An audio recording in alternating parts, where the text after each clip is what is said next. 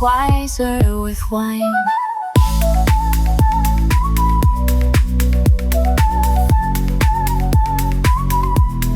Wiser with wine. Keeping it real, one pour at a time. This is wiser with wine. Hello, everyone. Welcome back to Wiser with Wine. What we're talking about today is a life-changing subject, and it's a lifetime commitment, and it's only probably something that females can do, but that may probably be debated as well. But before we talk about that, I want to talk about my bra fitting experience that I had recently over the weekend. So if you're not up to date, I have had a boob augmentation, and now I have reduced my breasts as such from a G to a something cup. And I didn't know what the something cup was. And basically, to be honest with you, my last bra fitting was about 10 years ago when I had my last breast augmentation. And I happened to be just around the corner from Victoria's Secret. And I said, this is a great opportunity to go in there. And I had some time on my hands, and my husband had my son. I go, I'll go in there and get this done because I've got time. Anyway, walk in there, and the beautiful lights in the Victoria's Secret bra store make you feel like you're just luminous, beautiful, like a model. Like a model, Yeah. Like I was on the wall there, but I wasn't. And I went up to the lovely sales assistant who was brilliant, mind you. I said, could I possibly go have a bra fitting? And she goes, sure. And I walked into the change rooms. And lo and behold, the young person, I'm not sure was a female or a male. It was a transgender person. And I thought to myself, how the hell is this going to work? Because if they're male or they're female, should they be seeing me with my top off, or I don't know, do they touch my breasts? Because a male should be touching my breasts. And all these things started happening in my head.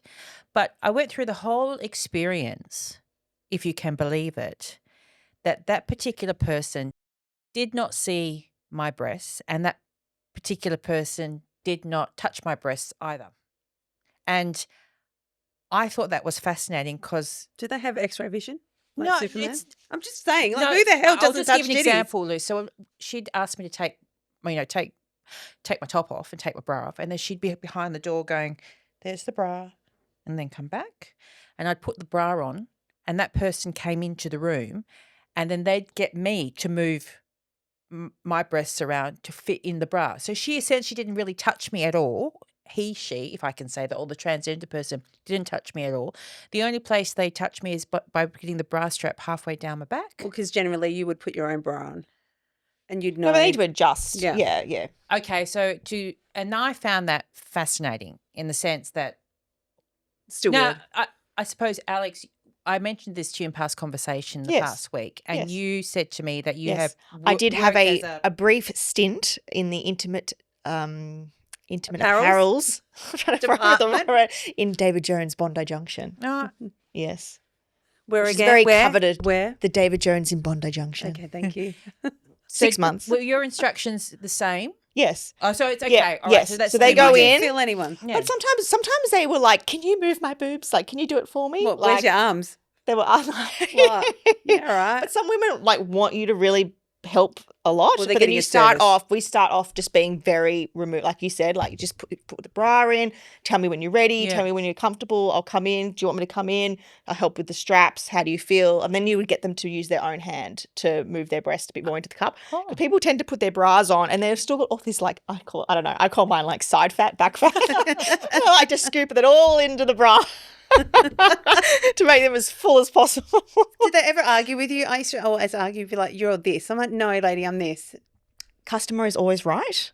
But in your No, but head, you want someone to tell but you. in your head, like sometimes you could tell, I would be like, you should try this, do this. And they go, no, I've always been this size or I've always done it that and way. then do you or come is back that- with, well, it's Well, not fitting well, in the bra, love. I'm here to help. So let's just try on a few.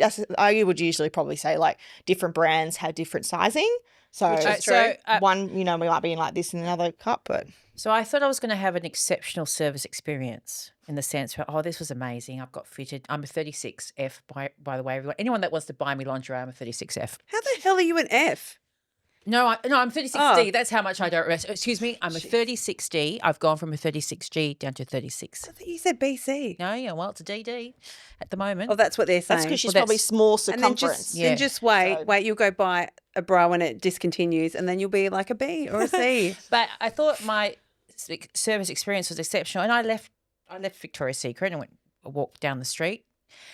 Get home, look into the bag. I've bought 4 bras, or that what I was supposed to buy the size, and guess what? The tags left on 2 of them. I'm going. Oh, the security I tags? went. Oh. Oh, that's so annoying. I thought this was going to be an exceptional service, but it wasn't.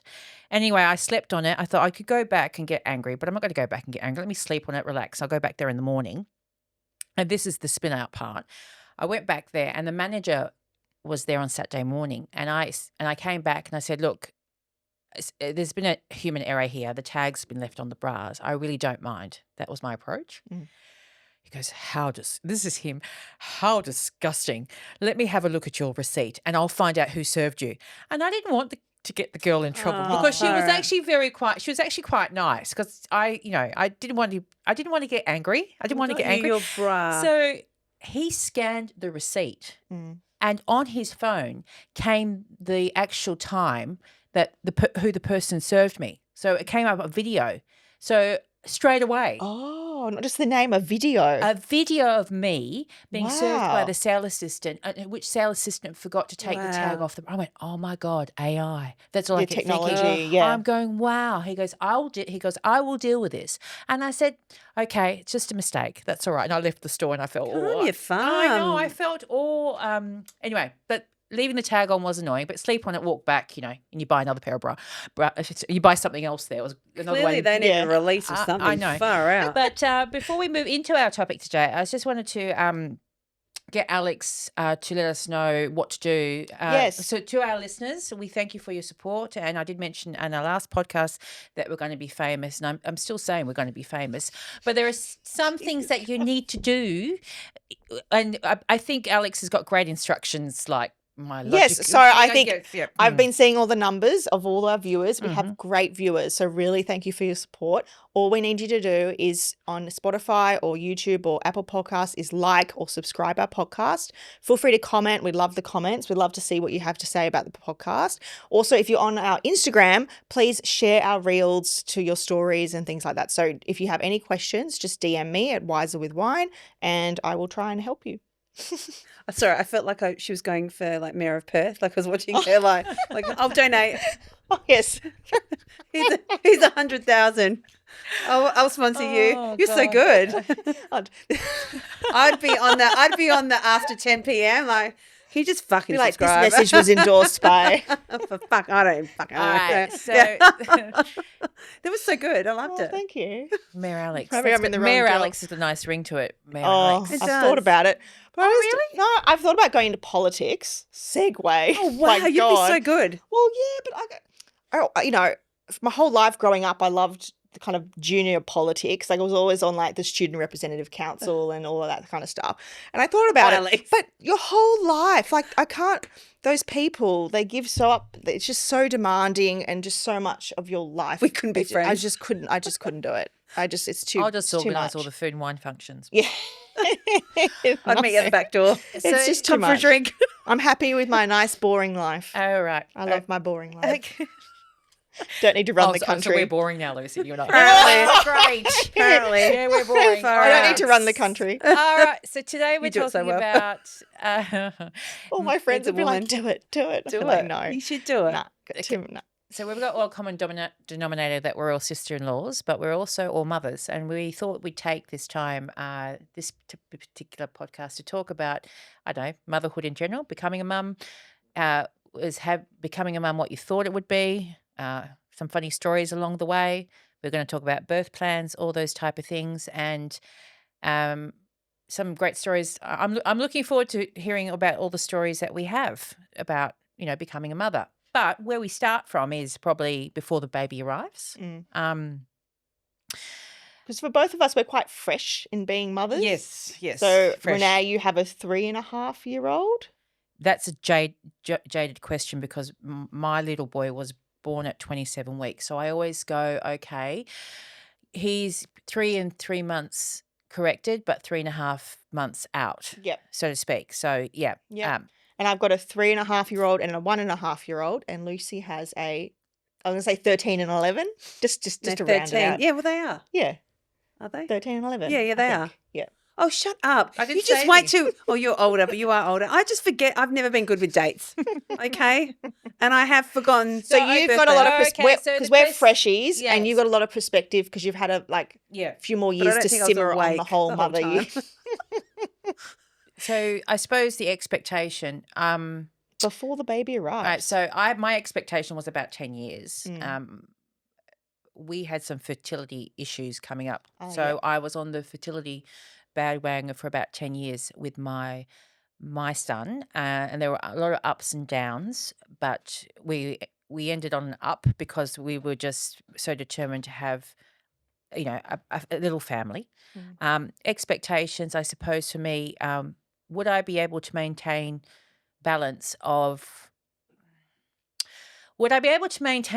between what I want and what my child wants and what my husband wants? That was my biggest pressure I put on myself. And 3.5 years into it, I suppose I've learned to balance those, but it has taken time.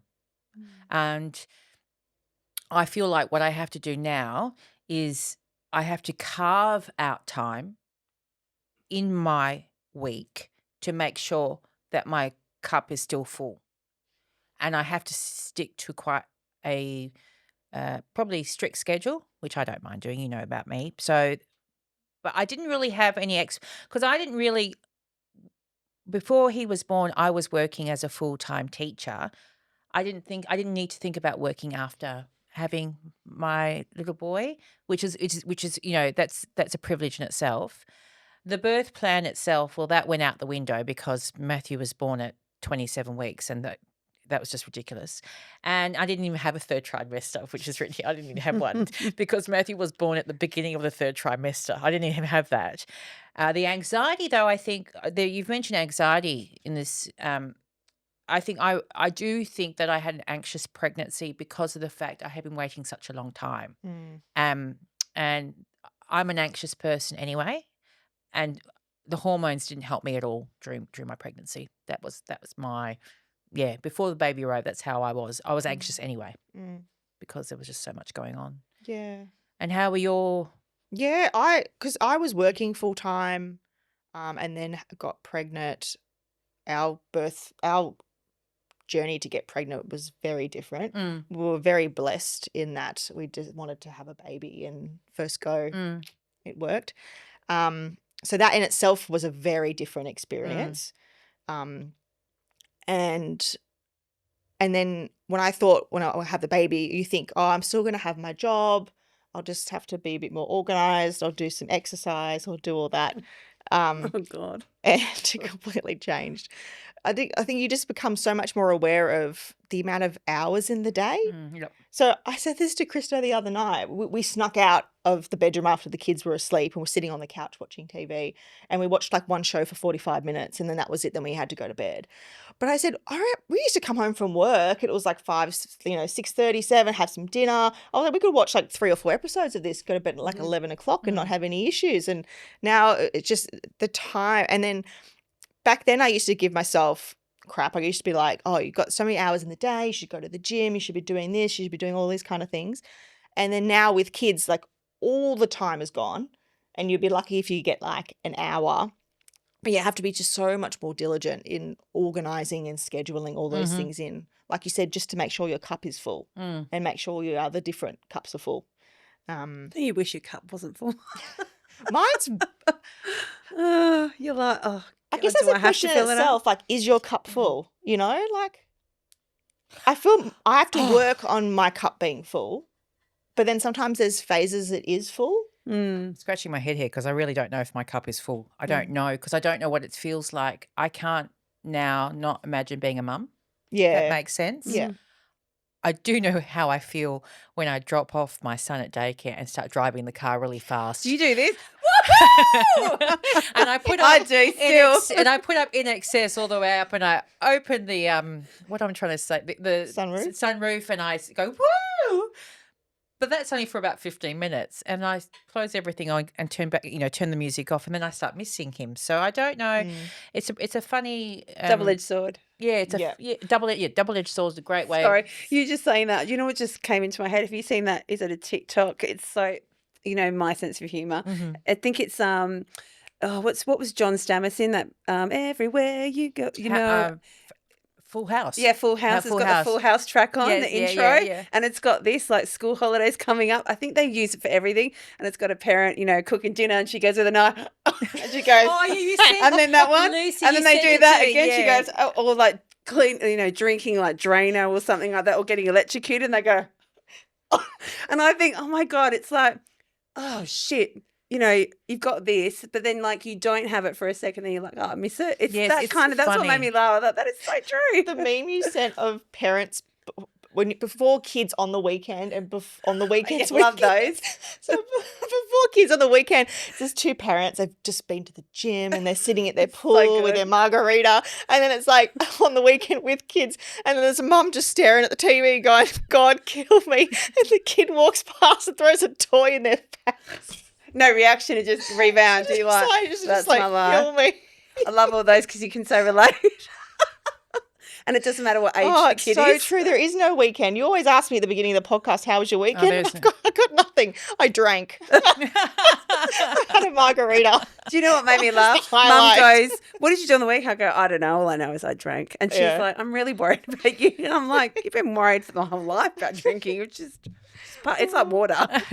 But Lucy, so you've had children, 14 years now? Is that Yeah, right? because you've been pregnant and Yeah. 15. I don't know. No, yeah. 14. Well, Okay. let's say 14 years. Say 14 years for fun. Do you? And the reason I'm asking you this is because we're new mums, and that memory is still there. Do you have that memory? Do you have that memory of you being single and no kids? And So many times I go, oh, Do if I you- could do do a you? do-over. do you? But do you? Because I'm not a very maternal. I've never been one. I've never wanted kids. So Right. I'm different to you guys, I think. But you would have I love my kids, but No, I've just no. not ever but been you would have maternal. struggled with that. But then obviously as the kids, were home with the kids and the kids went to school and then kids are becoming a lot more independent now. Did you ever feel like that feeling shifted throughout? Because obviously like your eldest son can just completely look after him within, I was going to say look after himself, but he can go to the fridge and make himself food. He Yeah. can do Well, this, he see, can I'm occupy different himself. again to you guys. My kids Yeah. low Your second spectrum needs help. Yeah. and autism, so he's Mm. always going to need help. Mm. So it's kind of different. But the amount of eyes on him, like with my 3.5 and 1 year off, I have to kind of watch a lot closer.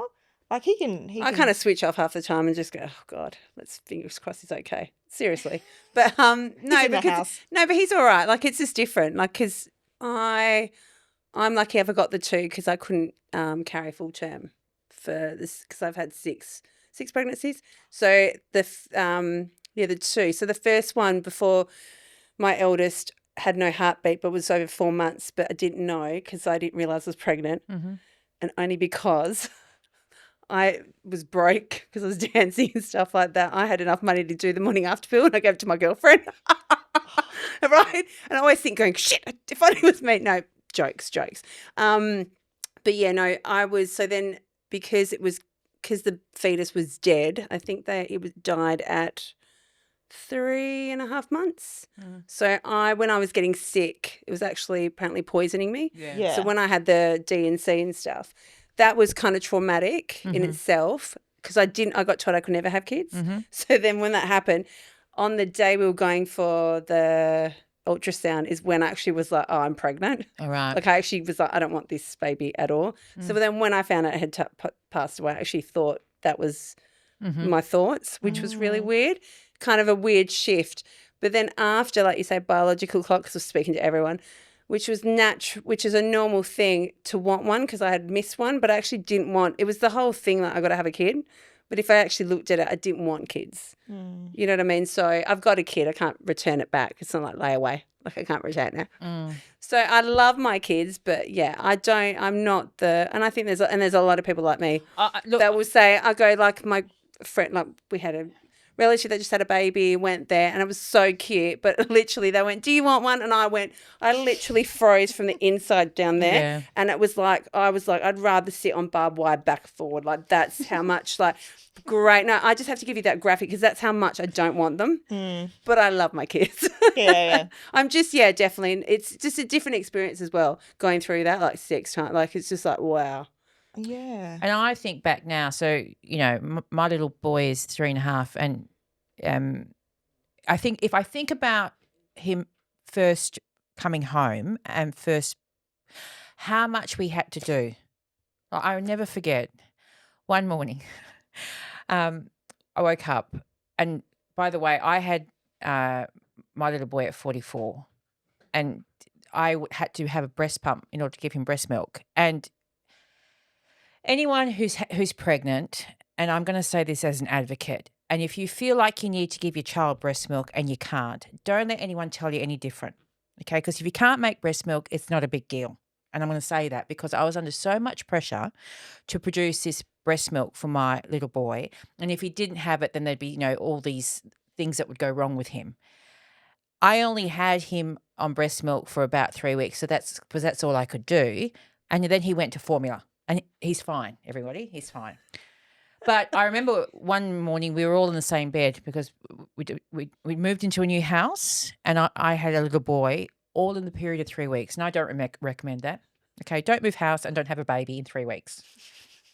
And I woke up, and Pete, my husband, wakes up quite early for work.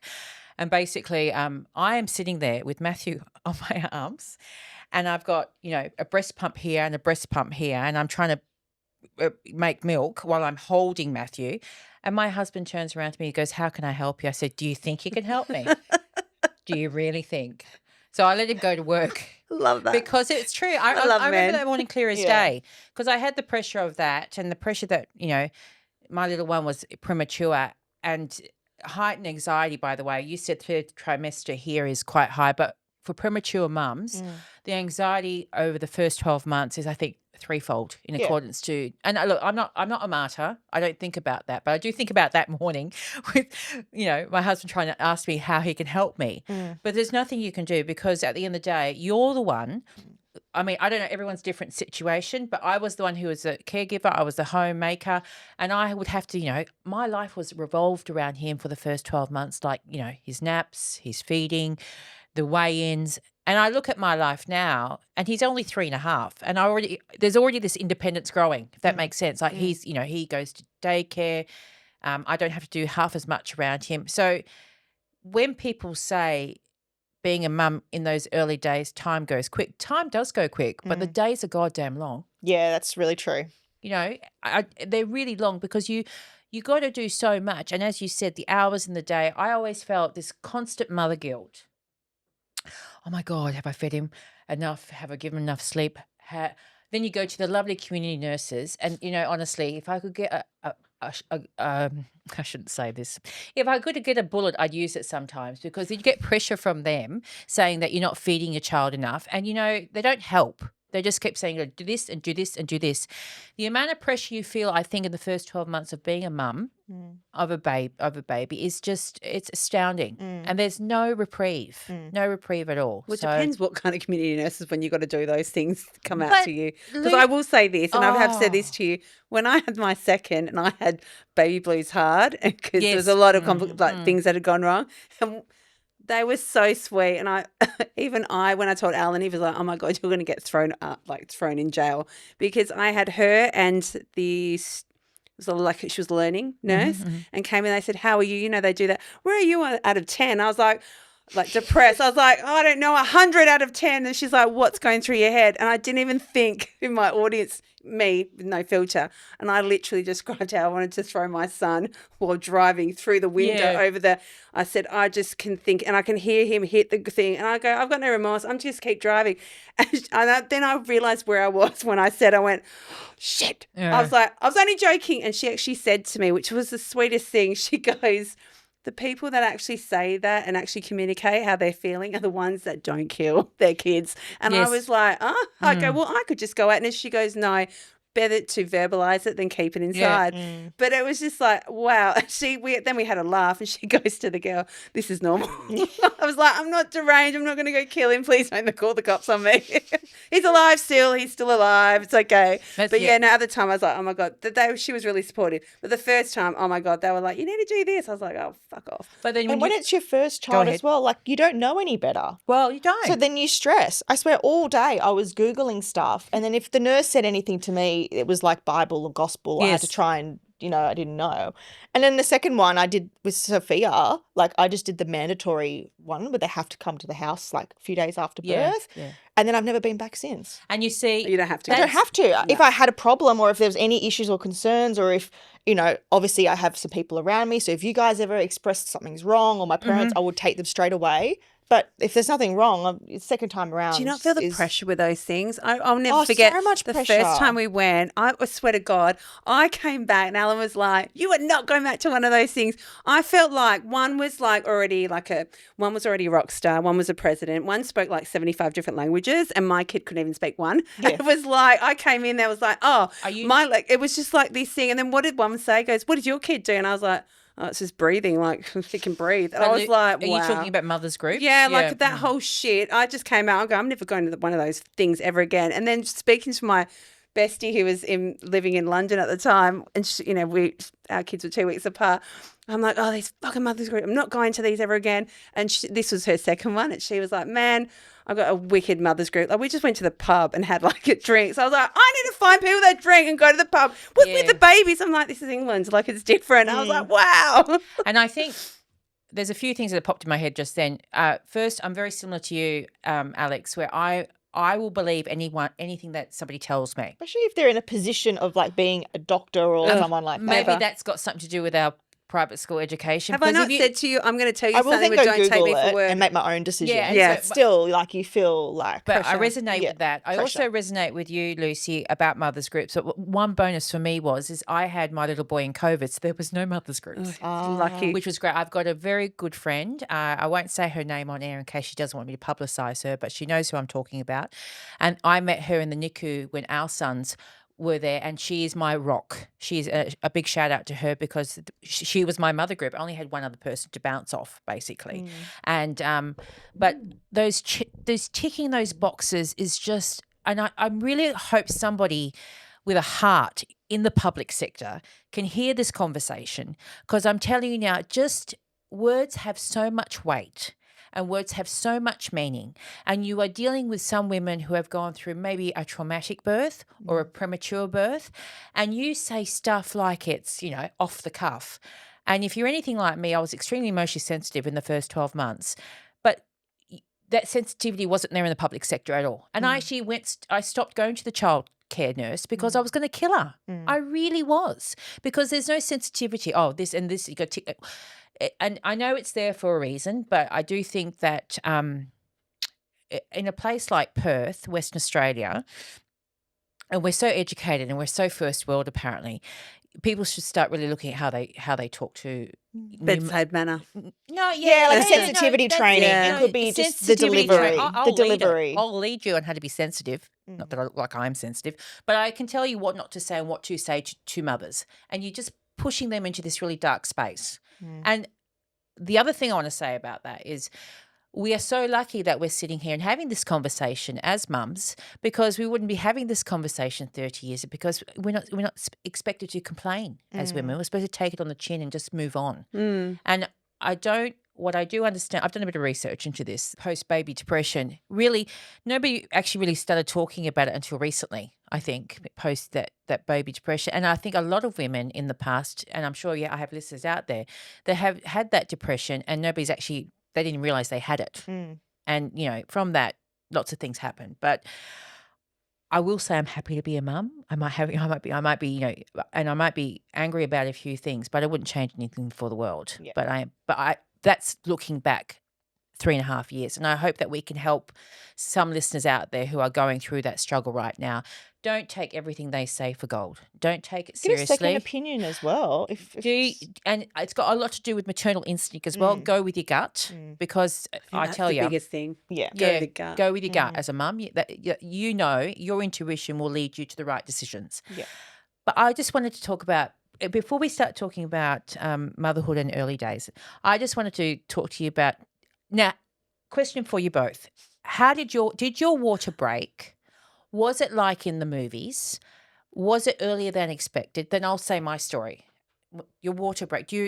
I was Caesar's. Like I was. Oh, yeah, okay. I Yeah, my couldn't water have- never broke. I couldn't have natural because my canal was too small, Okay. Now, and I never dropped. do they prick the sac or you don't just- know? No, they it's just cut cut you open, straight yeah. open. Oh, they cut you straight. Oh, It was Yeah. cut open. so you're both C-sections. Yeah. Oh, But I was will hoping say for a good this. story No, about I water will- That was my breaking. birth plan. I My will birth say- plan was to just walk around and hopefully the baby just comes out and I go to a hospital and push, but it didn't work like that. I will say this: a Yeah. friend of ours had one, and I think it's the hindwaters. She had so many false alarms in that week. Yeah. I can't even tell you how many times Yeah. I drove to the hospital. It was that, and then when it happened on the day, I actually didn't believe her. And when she said, "I'm calling a taxi," I was like, "Shit, I better get up and take her." But I think it was her hindwaters had broken, but it was okay. They sent us back home. They said, "Come back when." I can't think some is remember like a exactly. dribble and some is like a gush. Some was okay. Yeah. And they checked it and they were like, "You're okay to go back." And then, it was just like just Braxton Hicks came so much. But yeah, her certain parts of the stomach, like her waters had broken, but not completely.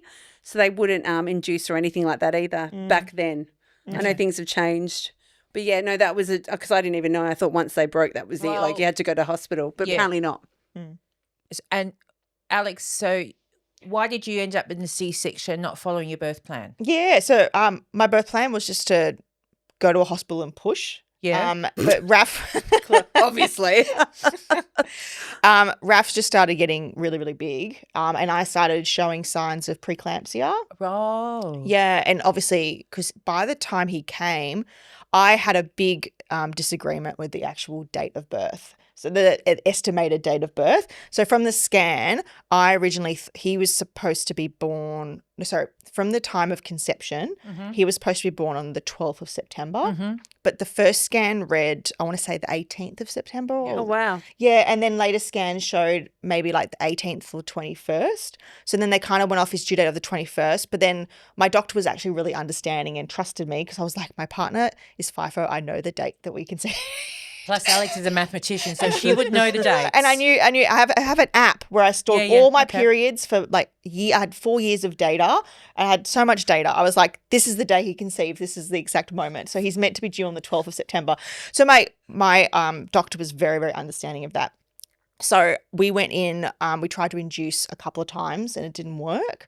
So then we ended up just going for a cesarean on the 23rd of September. So by then he was like 41 and 4 or something. And like I was ginormous. Wow. And he was he came out at 4.35 kilos. Wow. And I was showing signs of preeclampsia. I didn't have the protein. insane. Didn't have the protein, but my heart rate, it was just, my body was just falling apart. So it was just safer. Okay. And by then he was so big and I was quite small. So it was just like, Yeah. just best to, I'd rather be safe. So And he's like the just- best surgeon in Perth. Just So I put was this very in happy for that. perspective. Your son's birth weight 4350. is my son's birth weight when he was 6 months. Anyway, well, that's true. So my story of my water breaking, because I always had this, I don't know, this might be me being my dreamy Piscean land. I always had this, thing that the water would break and I'd rush to the hospital and, the ambulance would have your bag packed. I had a conversation about 2 weeks before my son was born with a friend of mine who was pregnant with twins. And I can say, and Lucy can vouch for this, I've always been quite athletic. I've never really put on weight. I've always been fit because I was a runner and, ran hospitality and, never really looked after myself with food. And when I fell pregnant, I thought, wow, I can eat anything I want. Great.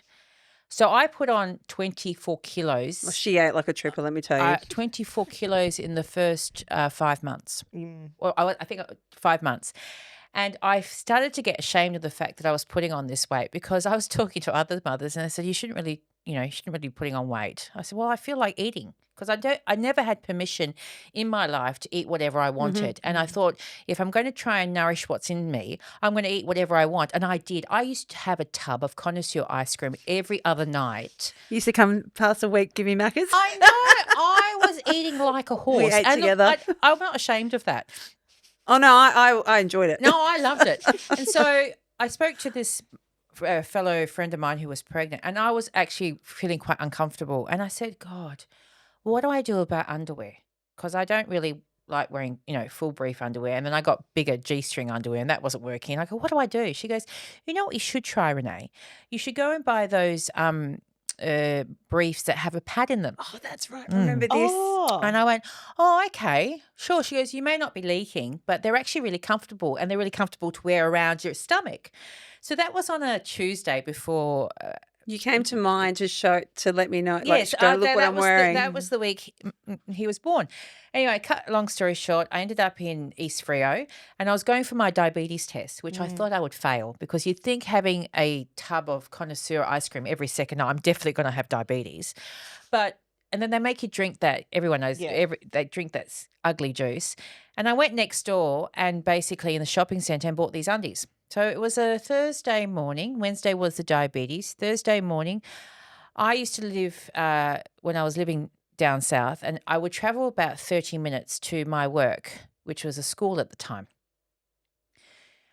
That morning, I woke up at 6 o'clock and I was racing, like everything was racing. Oh, my adrenaline was up. I think my blood pressure was up. I got in the car, got to school early. I had AC/DC on like 150 Which in would the you car. get your blood pressure I boiling and anyway? I was zooming Bunged down off, Rockingham but Road. Yeah. And I get to my classroom and I had my year eights first thing in the morning and I had the special undies on. I forgot to mention that, most important, but I put my special undies and I thought I'll try these out, see how they work. And my year eights came in and I said to them, okay, they were actually a nice class. And period one usually is a nice class because the kids are still asleep, by the way.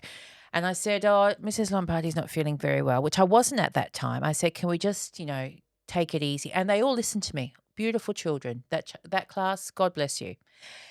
Period 2 comes around and it's my year 11s. And I swear to God, every teacher, and I know any teacher that's listening to me out there knows that you have one class that you have no problem running over in the car park. And that was that class. And I said, and it's only 14 of them, but they're all tall year 11s. And I don't know what's happened with kids these days, but they're absolutely huge. And they're all taller than me, and I'm quite tall. And I said to them, can you let me not scream this period? So I said, please do not give me permission to scream this period. Can you just sit down and do your work? So that class started at 9:40, 10 past 10. I yell at someone. I'm standing in front of the classroom. Oh my God. And guess what happened? My water breaks. Miss, you pissed yourself. No, I was thinking wearing that's those undies. I know, I'm just thinking. So I stood in front of them, I yelled, and it felt like I jumped into a pool full of warm piss, if I can say Oh, my nicely, Lord. because the water was raising up in my undies. And I was Gone for a standing personal spa. I know, and I'm going, oh my God, what do I do now? And so the rest of the story is, whatever it is. But that's what happened to me when my water broke. And just to let anyone know, if your water breaks early, what happens is your child will make their own water in utero by peeing and drinking their own pee. Mm-hmm. So, but my situation with my little boy in my pregnancy, he only stayed in me for 8 days later because he wanted to come out into the world as quickly as possible. Did you stay in hospital for those 8 days? Mhm. Yeah, okay. I did. She had to, yeah. King Edward is, I think, on the Southern Hemisphere with the most specialised, how can I say specialised? Most experienced hospital that deals with The hospital you want to go at. Alex doesn't know that, yeah. but that you want to go if you have a premature child. Mm. And they fly people from all coast of West Australia down to there for your child to have the best chance of survival. So yes, I was in bed rest for 8 weeks, and then They 8 did days? my 8 days. Excuse me. they did my I'm miscarriages too then. I'm thinking about NICU. I was in the NICU with Matthew. I was in intensive care for 77 days, and then we came home. So, yeah. But Matthew's doing well, and we're getting through it. Yeah. Oh, good. Yeah. So, yeah, that's your water breaking. That's crazy. Yeah. And it was like, yeah, I don't think I could never had handle that that. I think I just like I knew it was getting cut, it was going to come out, and Yeah. that was it. yeah. Yeah. That was the date and the time. Mm. And the funny thing is, you found this out. The word so as a woman going into motherhood, it's called what? I didn't Google the pronunciation. I'm going to guess it's Mat- matrescence. Matrescence. So that's the Matrescence? emotional Matrescence? matrescence. It depends when you want to put the Matrescence. The emphasis. matrescence. Matrescence. So it's the emotional hormonal identity transformation into motherhood. Mm. And I think we all have different experiences with it, but all I know is I'll always be a first-time mum because I'm not having a second one. There's no way I'm having a second one. Geez, that one was enough for me. Yeah. I think they're very different with like having when you have multiple pregnancies and births. Yeah. They're very different. But I think finding a word like that kind of described the phase, I actually feel like a bit like that movie, The Substance, but which I hope you watched. A new person comes out. Yeah. Like It sucks literally, everything out of I you. actually but me, a new person of me came out. Yeah, Like true. I actually feel like I became a different person. Yeah, okay. And the other person was put away. Mm. Not put away in a bad way, but I just became a new person and there was no going back. Yeah. Like It's like nothing you could ever was it cryogenics? You change. just frozen her for a bit. She'll come back in Yeah. a couple of 100 years. Because before that, all you have is that the only other life changes you have is like you go to maybe a new job or a new boyfriend. You go through like a little mini evolution, but The this was honeymoon like a phase. completely different evolution. Like Yeah, it's something that you can't change. No, it would never- Well, I should say can't change. What I'm trying to say is I'll Just go never with the go flow. back. No, I will yeah, never go go with back. it. Yeah. Like I can't. It could never go back. Yes. I am who I am now, a completely different person. And I've just noticed you've got menarche, which is beginning of periods. You've got Yeah. matrescence, which is What's up with M's? Yeah, let's go. We've got menarche, we've got motherhood, matrescence, menopause, marriage. They all start with M. Like, yeah, what the hell's maternal.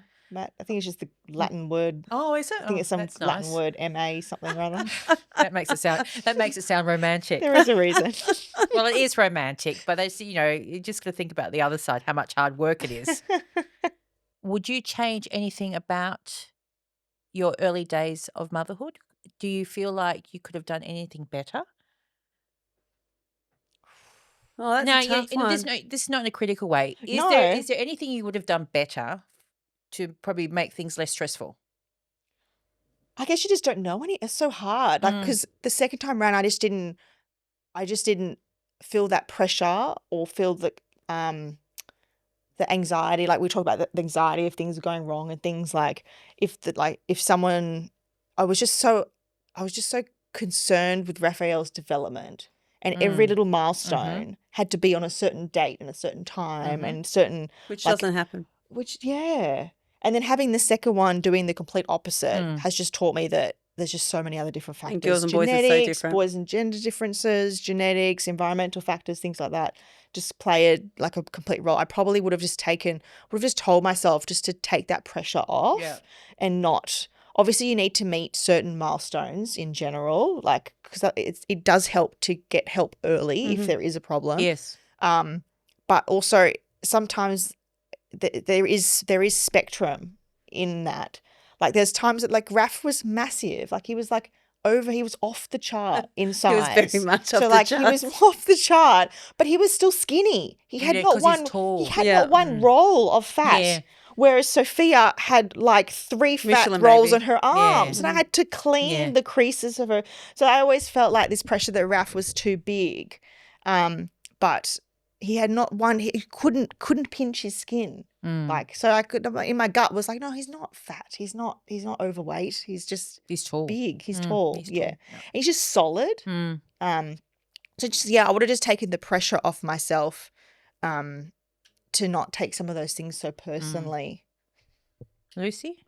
I don't know. I just Anything think, would have changed in the first, I don't know, I think that both pregnancies are different because it was stressful the second one yeah. from birth to because I had miscarried in between that one again. So I was like Oh. had a lot of tests done and stuff like that. I just what I think I've always thought is, and I think it's changed in like medical field, is I think being that women now are having kids later, there's a lot more stuff that you're discovering with the kids now that, all these things that are coming out. And like when we went for our testing, which was really interesting, I think it was because when my first pregnancy, they did all this testing of why, there was no heartbeat and stuff like that, and had no heart and all this stuff like that. And they said to me, which was really funny, when they tested my eggs weren't that great. I think I was 28 or 29 for the first. I think I was 28 for the first one. Then I got pregnant the year after again, 29. And they said to me, your eggs, because you should, your best pregnancy age for you was 14. And I was like, what? Wow. And he was like, doctors, and it was so technical. Like, it was just like, that's hence why when I chose my doctor for when I got pregnant, I got it starts with, he no called shit, it, Sherlock. I'm not going to say anything, but he was known as the C ending with T mechanic, as he once called himself. Really? Yes. Anyway, he was fabulous. But it was so clinical, and they said, 14 to 16 was the best time for me to have kids. And I was like, trust me, I probably was liking the deed, but I didn't want to have kids, and I was like out partying. But he was just talking about, my eggs in general, like the health wise.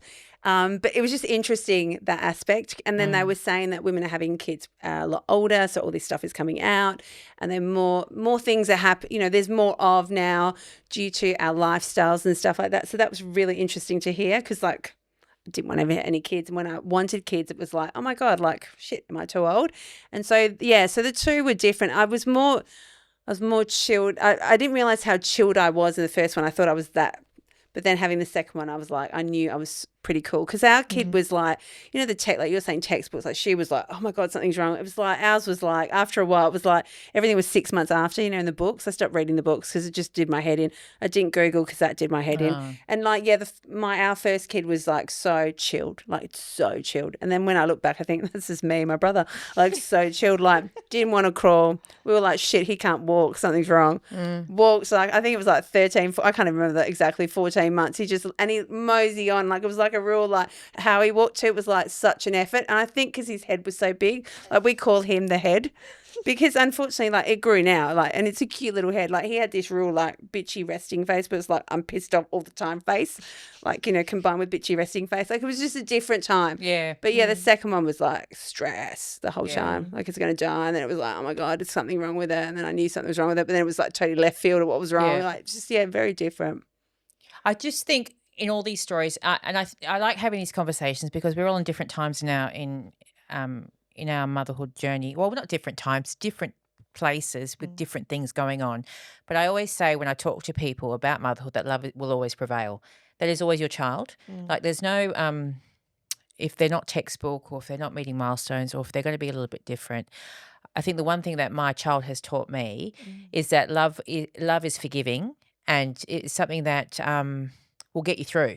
And I feel like, I go back to Dr. Erica, what's her name? Dr. Erica from Commissar? Yeah. Yeah. So I was listening to a podcast last night, and what is it? She says that this particular generation of people that are coming through, a lot of people are choosing not to have children because it's just too hard. And she thinks that's a reflection of the lack of resilience in this generation. Now, we could say a lot about this generation, but I'm not going to say it right now. Your favourite subject. But the lack of resilience and the fact that these kids have lack of responsibility and they don't want to take on the greatest love in the world, that to me is a sad, what's the word I'm looking for? Sad trajectory for the world if people are choosing not to have kids because it's too hard. I think it's a combination, though, Ren. Like, I think it's that could be one. I'm just saying what it's she's. interesting what she's saying. I'm saying that's what she has said. And what is the average age of having children? Is it 30 now? Yeah, I think it's starting into the 30s. And it's funny, in case you are 30 and you're not having kids, I'm going to let you know, listeners, that at the age of 35, you're considered an old mum. So pregnancy. So when I was 44, I was Such a funny word. a great grandmother, because at 35, normally, I'm not saying about your eggs, Lucy. At 35, the condition of eggs start falling down. That's all right. I know I'm shit. Yeah, no, it's not that. No, when I got that, I was like, yeah, that'd sound about right. But then I think there's also the other debate where you've got a lot of women who are freezing their eggs because they haven't found the right man. And I felt that pressure after my first marriage ended. Right. And I was in my late 20s and I was like, okay, well, realistically, I'm not going to be I've got to find someone, do all this, blah, blah, blah. I'm like, I'm not going to be having kids until I'm like a lot older. Should I freeze my eggs? And I thought about it. Oh my God, and then you put that pressure on yourself. You're like, Again. should I? It's expensive. It's this. And then I thought, well, I'm a European person who looks like this with these hips. I'm like, I better be childbearing. I was like, these better be childbearing hips. So I just kind of went with my gut and I was like, no, I think I'm fertile. But yeah, you can. Funny the pressure they put on. I used to always say I'm not going to have them. They were like, oh my God. Well, Like, I had the same. I had. what do you mean? Yeah. What do you mean? Yeah. It's the same. We've had the same thing. But I suppose the reason, and we can talk about our next topic if you want to talk about it, our husbands and men in your lives after having children, because at the end of the day, I can tell you hand on heart, the only reason I didn't have children before I met Peter is because I was with the wrong man. Yeah. And I'm not being a social experiment there, but I do say that I feel in my experience, in my very dynamic life, and I'm blessed to have this amazing life, that meeting my husband is the only catalyst for me to have children. Because all the other ones were a waste of time. You had some interesting ones, Oh, but very good looking we're ones. not talking about hot them. ones though. But they weren't, they weren't father material. Yeah, And I that's think true. because that goes to back to my hunter and gatherer in my head.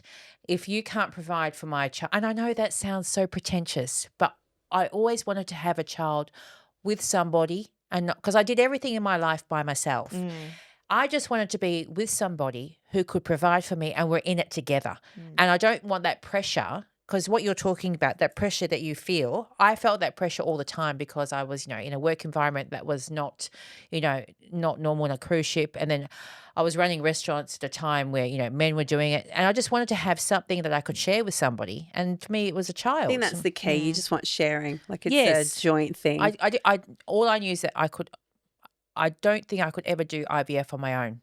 I salute, hats off to women that do that. But I actually had a girlfriend that did that through COVID in Melbourne. And I think they had to do it a couple of times because when they flew over, all the parts and stuff, it expired and stuff like that. It was but and kudos to her because she knew she had been married and it didn't go well. Yeah, okay. Divorced. And you know what? She had, and her family were like, you can't do this. And she was like, no, I'm going to do it. Yeah. And she's amazing.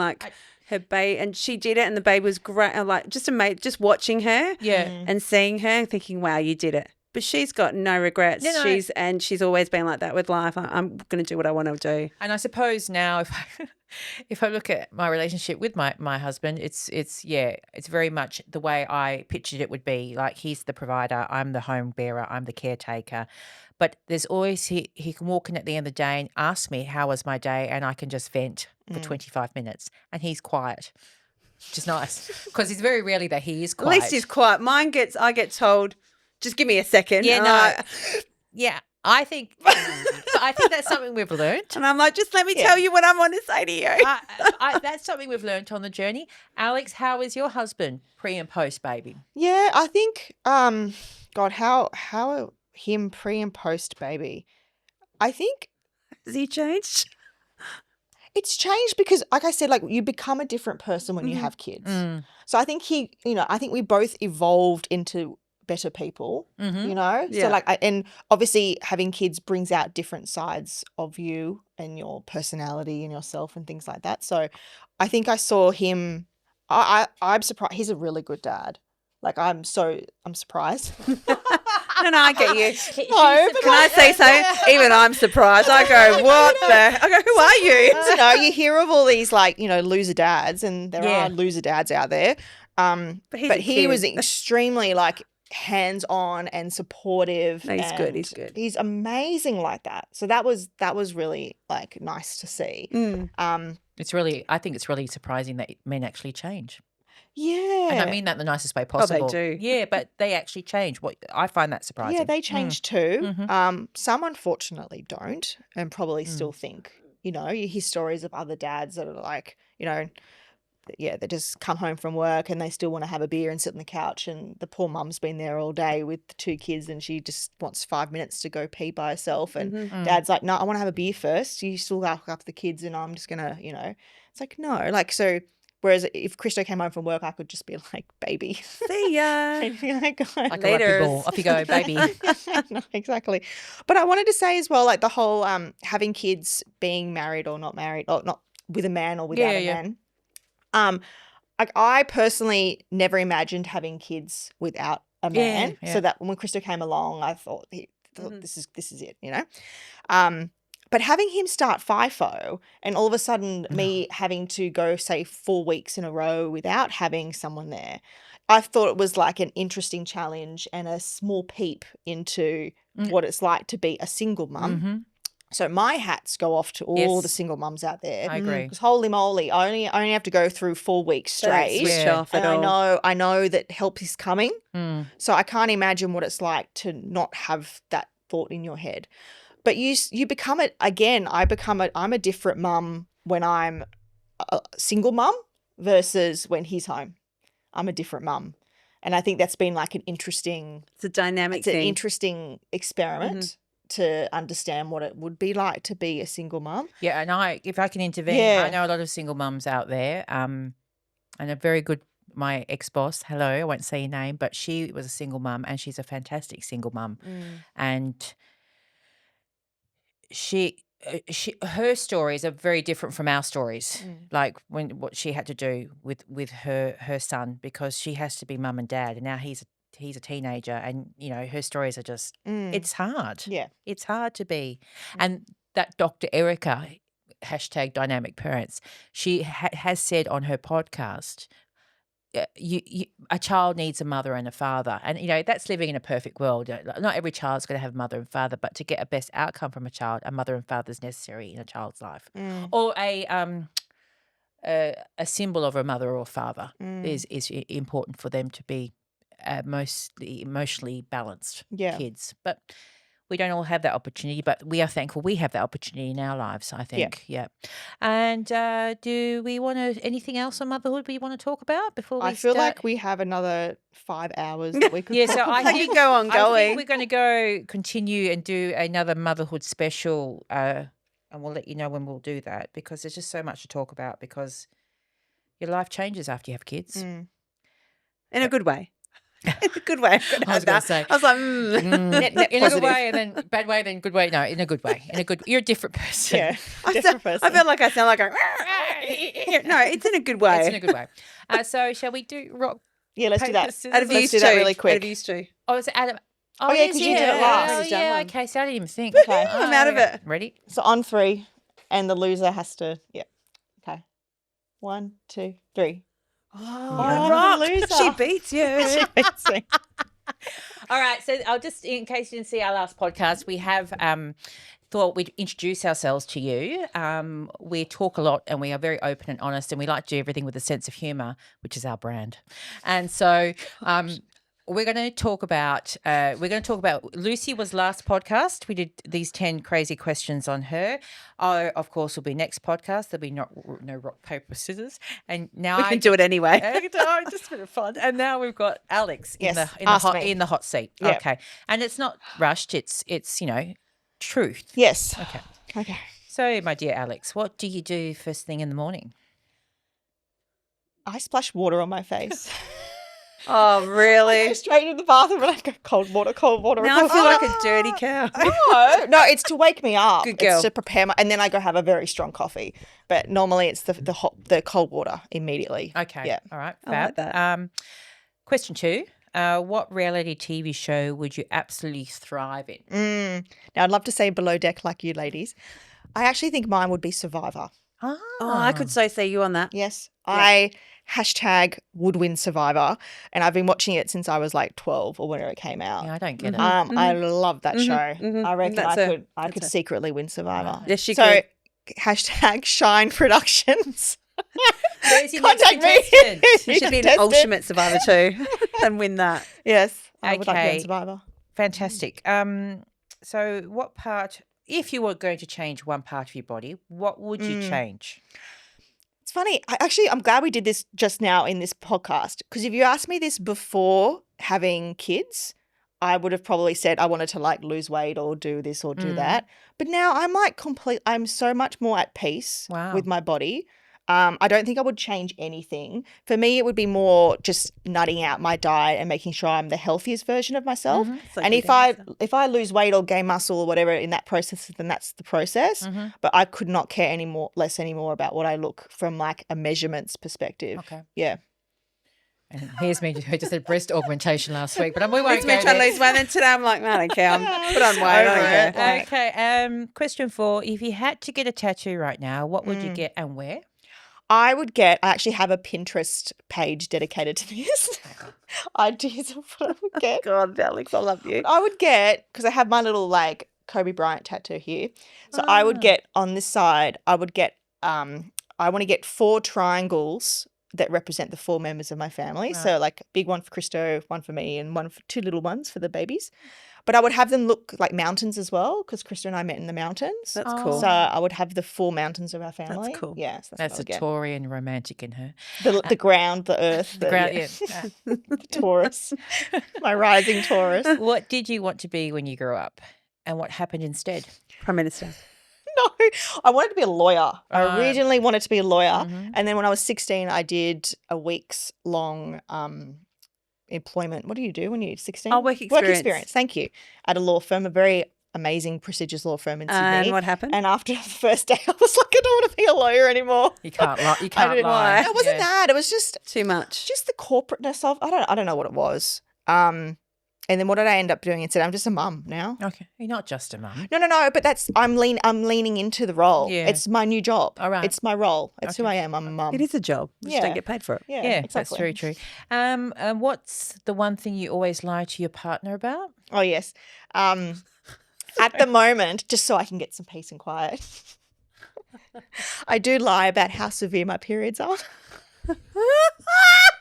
They're actually not severe at I all. need to sleep in. So I'm like, I really just need some time to myself right now. And it's a really good trick. That's a good Because trick. he's so like supportive. He's, oh, you poor thing. I'll look after I'll take the kids but- out. Yeah, I'll take the kids have the out. house. That's And I'm very- completely fine. I've taken 2 Nurofen. I can barely feel them. They're Okay. fine. He doesn't listen to the podcast either. I So thought I should do that. yeah. Oh, no, I'm joking. No. Um, wink. I can't do it anymore. I've got menopause. When was the last time you felt completely at peace? Oh yes. So this was 2 nights ago. I was in bed and I had my arms like this and I had Sophia asleep here and I had Raph asleep She here. just makes me sick And right they're both now. I'm just sleeping like on so me. cute, so sweet. I think No, it's lovely. kids are Oh, a that's beautiful so age. cute. So That's and I was just cute. in bed, had my podcast in. I was like listening to a podcast and I was just like, oh, it's perfect. I'm Yoda. We're asleep. No. What's something you stopped giving a shit about as you got older? I'd say what I looked like. Okay. And not in a I'm letting myself go now. I still care what I look like. Mhm. It's more like I stopped caring what other people Yeah. think I look like. So you're less self-conscious. Yeah. That's a about good me. one. Yeah, I get you. It's more I like get I you. still care about myself from a health perspective, Mhm. but I don't care if someone thinks like, oh, she's done her makeup wrong or she's wearing the wrong dress for her body type or she's Yeah. she No, I get you totally. Yeah, I I think we all stopped get like caring. that. That's a good one. Yeah, I stopped caring what other people think of me. Yep. Okay. And what moment or decision changed the trajectory of your life? My God. I like thinking of those butterfly Yes, effect yep. moments. Or sliding There's doors so many. moments? There's so many, but there's like getting my first job at this company called APP definitely changed my trajectory Right. Okay. because it led into my career my accidental career, which I loved. And it ended up a friend of mine that job went every year snowboarding to Whistler. Mhm. And I would see the photos on Instagram and thinking, oh my God, that's amazing. Mhm. So I went snowboarding in Whistler.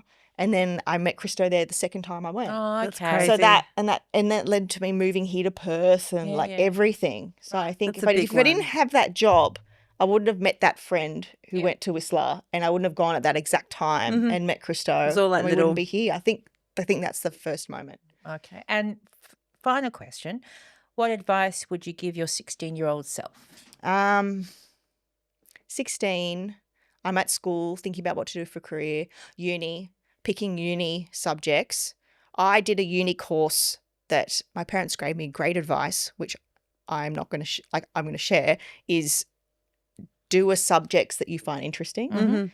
And that is my advice that I would not give to myself.